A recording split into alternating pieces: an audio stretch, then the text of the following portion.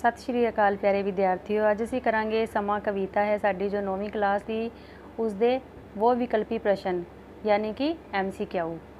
पहला जो प्रश्न है वो है आधुनिक कविता का जन्म दाता किसनूं कहा जाता है। ऊड़ा विधाता सिंह तीर नूं, आड़ा भाई वीर सिंह नूं, ईड़ी नंद लाल नूरपुरी नूं ते सस्सा फिरोज़दीन सरफ नूं। तो इसका जो सही उत्तर है वो है आड़ा ऑप्शन भाई वीर सिंह नूं। जो प्रश्न नंबर 2 है भाई वीर सिंह नूं ਸਾਹਿਤ अकादमी दिल्ली ਵੱਲੋਂ ਕਿਹੜੀ पुस्तक ਲਈ पुरस्कृत किया गया। ऊड़ा मेरे साइयां जियो, आड़ा कंब दी कलाई, ईड़ी बिजलियां दे हार, सस्सा प्रीतवीना। तो इसका जो सही उत्तर है वो आएगा ऊड़ा मेरे साइयां जियो। प्रश्न नंबर 3 भाई वीर सिंह जी का जन्म कदों ते कित्थे होया। ऊड़ा 5 दसंबर 1872 अमृतसर, आड़ा 6 नवंबर 1884 बटाले, ईड़ी 7 जनवरी 1870 जलंधर ते सस्सा इन्हां विचों कोई नहीं। तो इसका जो सही उत्तर है वो है ऊड़ा 5 दसंबर 1872 अमृतसर। प्रश्न नंबर 4 भाई वीर सिंह ने कविता विच अपने विचार किस रूप विच पेश किए हैं। ऊड़ा परमात्मा के रूप विच, आड़ा इस्त्री के रूप विच, ईड़ी कवि के रूप विच, सस्सा मनुख के रूप विच। सही उत्तर है आड़ा इस्त्री के रूप विच। पंजवां जो प्रश्न है कविता विच समा किस तरह बन्ने बन्नी टप्पी गया। ऊड़ा एक कोठे तो दूजे कोठे, आड़ा निरंतर चाल नाल, ईड़ी अपने आप ही, सस्सा हौली हौली। तो इसका जो सही उत्तर है वो आएगा अपनी निरंतर चाल नाल। जो 6वां प्रश्न है कि समय नूं कदे मोड़ के लिआंदा जा सकता है। ऊड़ा हाँ, आड़ा नहीं, ईड़ी अक्सर ही मोड़ सकते हाँ, सस्सा बिल्कुल। तो इसका जो सही उत्तर है वो है आड़ा नहीं। प्रश्न नंबर 7 किवें ना सकी रोक अटक जो पाई भन्नी तुक तो की भाव है। ऊड़ा रोकन ते ना रुकिया, आड़ा रुकावटा पाउण ते भी ना रुकना, ईड़ी किसी भी रुकावट पाउण ते रोक ना सकी ते सस्सा इन्हां विचों कोई नहीं। इसका जो सही उत्तर है वो है किसी भी रुकावट पाउण ते रोक ना सकी, जो ईडी ऑप्शन है। 8वां जो प्रश्न है कविता समा विच कवि समय नूं रोकण लई किहड़े यतन करदा है। ऊड़ा समय दे अगे नक गोडे रगड़े, आड़ा समय दे अगे तरला मिन्नतां कीतियां, ईड़ी समय नूं बन के रखिया, सस्सा इन्हां विचों कोई नहीं। तो इसका जो सही उत्तर है वो आएगा समय दे अगे तरले मिन्नतां कीतियां। प्रश्न नंबर 9 कविता समा विच कवि मनुखता नूं समय की संभाल संबंधी की सुनेहा दिंदा है। ऊड़ा ऑप्शन समा हमेशा चलता रहता है, आड़ा समा कदे भी नहीं रुकदा, ईड़ी सही वरतों करते हुए जीवन विच सफल होना ते उपरोक्त सारे। इसका जो सही उत्तर है वो आएगा उपरोक्त सारे ही। 10वां प्रश्न है समय नूं कौन काबू विच नहीं रख सकता। ऊड़ा घड़ी, आड़ा मनुख, ईड़ी कुदरत, सस्सा इन्हां विचों कोई नहीं। तो जो सही उत्तर है वो आएगा मनुख। 11वां प्रश्न समा कविता का लेखक कौन है। ऊड़ा प्रोफैसर मोहन सिंह, आड़ा शिव कुमार बटालवी, ईड़ी भाई वीर सिंह ते सस्सा अमृता प्रीतम। तो इसका जो सही उत्तर है वो आएगा भाई वीर सिंह। प्रश्न नंबर 12वां पल्ला छुड़ा के कौन खिसक गया।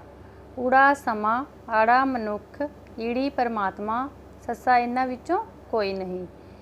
तो इसका जो सही उत्तर है वो है ऊड़ा समा। जो 13 नंबर ते प्रश्न है कवि किस रूप विच अपने विचार बयान कर रहा है। ऊड़ा मर्द रूप विच, आड़ा इस्त्री रूप विच, ईड़ी बच्चे के रूप विच ते सस्सा किसी दे भी नहीं। तो इसका जो सही उत्तर है वो है आड़ा इस्त्री रूप विच। प्रश्न नंबर 14 तरीक शब्द तो की भाव है। ऊड़ा खिंचना, आड़ा सुटना, ईड़ी कुटना ते सस्सा भेजना। इसका जो सही उत्तर है वो है ऊड़ा खिंचना।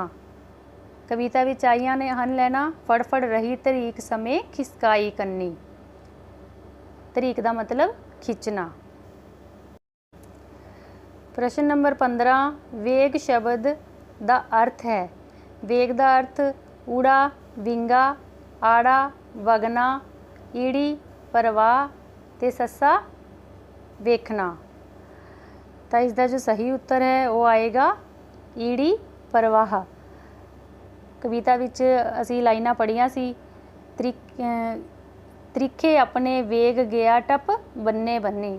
अपने तेज़ वेग नाल परवाह नाल वो बन्ने बन्नी टप गया।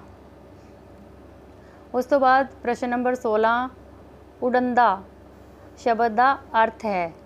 ऊड़ा उड़दा आड़ा उच्चा ईड़ी उगदा ते सस्सा ऊंघदा। तो इसका सही उत्तर आएगा ऊड़ा उड़दा। ये भी कविता दी लाइनां विच आया है ना। ओ अजे संभाली समय नूं कर सफल उड़दा जामदा। उस तो बाद प्रश्न नंबर जो 17 है वो है जामदा शब्द का अर्थ है। जामदा दा ऊड़ा जागदा आड़ा जानदा ईड़ी जांदा ते सस्सा जाना। तो इसका जो सही उत्तर है वो आएगा जांदा। ईड़ी ऑप्शन जांदा कि समा जो है जा रहा है। प्रश्न नंबर 18 आमदा शब्द का अर्थ है। ऊड़ा आउंदा आड़ा अपना ईड़ी आखना ते सस्सा जांदा। इसका जो सही उत्तर है वो है ऊड़ा आउंदा। उस तो बाद प्रश्न नंबर 19 त्रिखे शब्द का अर्थ है। ऊड़ा तेज आड़ा होली ईड़ी दूर ते सस्सा नेड़े। तो इसका जो सही उत्तर है वो आएगा ऊड़ा तेज। प्रश्न नंबर 20 समा कविता विच किस नूं रोकण की कोशिश की गई है। ऊड़ा फौजी नूं आड़ा सिपाही नूं ईड़ी समय नूं ते सस्सा पति नूं। सही उत्तर आएगा इसका ईड़ी समय नूं। प्रश्न नंबर 21 समा कविता विच किस दी संभाल करन लई कहा गया है। ऊड़ा बच्चे दी आड़ा धरती दी ईड़ी समय दी ते सस्सा मरीज दी। तो इसका सही उत्तर है ईड़ी समय दी। 22 नंबर ते जो प्रश्न है अटक तो की भाव है। ऊड़ा जिहड़ा रुक ना सकदा होवे जिस नूं रोकिया ना जा सके जो सदा स्थिर होवे जो मर गया होवे। तो इसका जो सही उत्तर है वो है जिहड़ा रुक ना सकदा होवे। ऊड़ा ऑप्शन जिहड़ा रुक ना सकदा होवे। 23 सफल होने लई की करना चाहिदा है। ऊड़ा सारियां दा सन्मान करना चाहिदा है आड़ा सवेरे छेती जागना चाहिदा है ईड़ी समय की कदर करनी चाहिदी है सस्सा खूब मेहनत करनी चाहिदी है।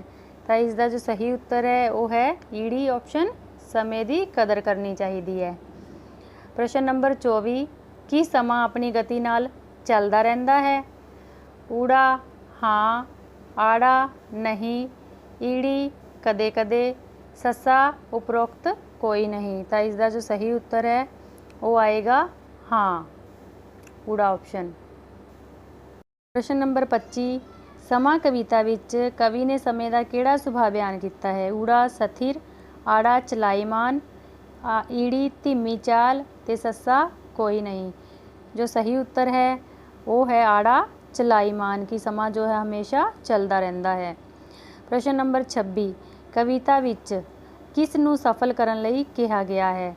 ऊड़ा मनुख नूं आड़ा समय नूं ईड़ी दौड़ नूं ते सस्सा ये सारे ही।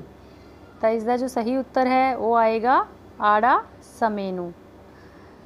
तो ये सी तुहाडे MCQ क्वेश्चन।